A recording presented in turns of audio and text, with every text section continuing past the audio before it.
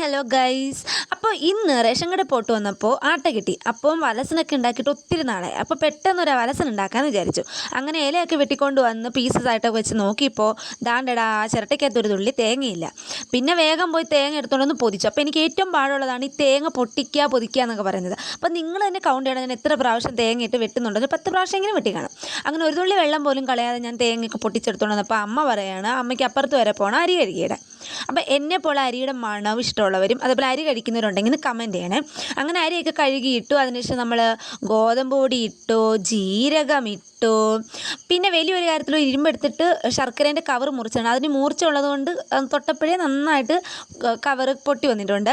പിന്നെ ശർക്കരയും തേങ്ങയും ജീരകവും എല്ലാം കൂടി ചെയ്യാനായിട്ട് മിക്സ് ചെയ്തു. അതങ്ങോട്ട് മാറ്റി വെച്ചു. അത് മാറ്റി വെച്ചിട്ട് നമ്മുടെ മാവിനകത്ത് കുറച്ച് വെള്ളം ഒഴിച്ച്, ആദ്യം ഞാൻ വെള്ളം ഒഴിച്ചത് കൂടിപ്പോയി. പിന്നെ കുറച്ച് മാവൊക്കെ ഇട്ട് നന്നായിട്ട് മിക്സ് ചെയ്തിട്ട് ഇല വെച്ചു, മാവ് വെച്ചു, അതിനകത്തിലേക്ക് നമ്മുടെ ഈ മിക്സും കൂടി വെച്ചു. അന്നേരം അതിൻ്റെ ഇടയ്ക്ക് അമ്മയ്ക്കും കുറേ ജോലികളുണ്ട്. അങ്ങനെ എല്ലാം സെറ്റ് ചെയ്ത് നമ്മൾ വെച്ചിട്ടുണ്ട്. അപ്പം ജാമ്പവാൻ്റെ കാലത്തുള്ളൊരു ഇഡ്ഡലിക്കുട്ടാണ് ഞങ്ങൾക്കുള്ളത്. അപ്പോൾ ഇതേപോലത്തെ ടെക്നോളജി വേറെ എങ്ങും കാണാൻ വഴിയില്ല. അത് ഈ പുക വരുന്നത് കൈക്കുഴലിനകത്തൂടെ വരും. അങ്ങനെ എൻ്റെ ഇടയ്ക്കൂടെ അമ്മയുടെ ജോലി നടക്കുന്നുണ്ട്.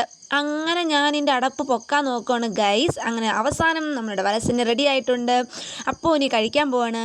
അപ്പോൾ ടാറ്റാ ബൈ ബൈ. അപ്പോൾ എല്ലാവരും ലൈക്ക് ചെയ്യണം, ഷെയർ ചെയ്യണം, സബ്സ്ക്രൈബ് ചെയ്യണം. ടാറ്റാ.